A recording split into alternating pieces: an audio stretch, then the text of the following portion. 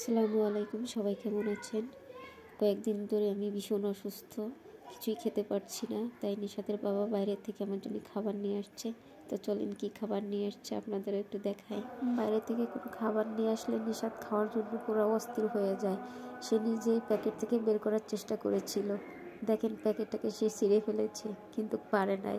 এখন আমি বের করে দেব আর সে খাবে।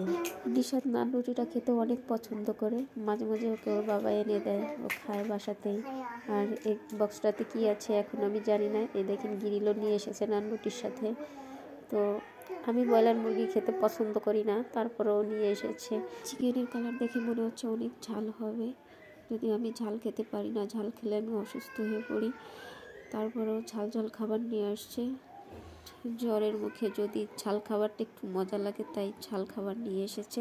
আরেকটা কথা না বললেই নয়, নিশাত নান আর গ্রিল দেখার পরে সে ডান্স করা শুরু করে দিয়েছে, সাথে গানও গাচ্ছে। তো আপনাদের গানটা শোনাবো। তোমার কি এটা খেতে অনেক পছন্দ? হ্যাঁ,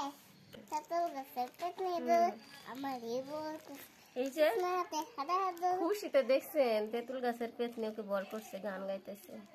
নিশাত কিন্তু কোনো প্রকারের মাংস বা মাছ, ডিম কোনো কিছুই খায় না, একটু দুধ ছাড়া।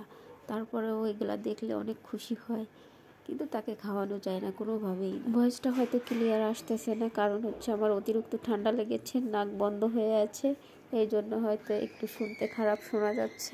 আর এই যে দেখছেন সস, এই সসটা আমার অনেক পছন্দের। রেস্টুরেন্টে খেতে গেলে আমি এই সসটা না দিলে মনে হয় যে আমার খাবারে তৃপ্তি আসে নাই। সসটা দারুণ মজার, আমার তো ভীষণ মজা লাগে। আপনাদের কাছে কেমন লাগে জানি না।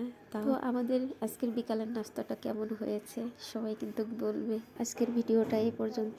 সবাই আমার জন্য দোয়া করবে যেন আমি তাড়াতাড়ি সুস্থ হতে পারি। আর আমার ভিডিওটা যদি আপনাদের কাছে ভালো লেগে থাকে তাহলে অবশ্যই লাইক, কমেন্টস ও ফলো দিয়ে পাশে থাকবেন।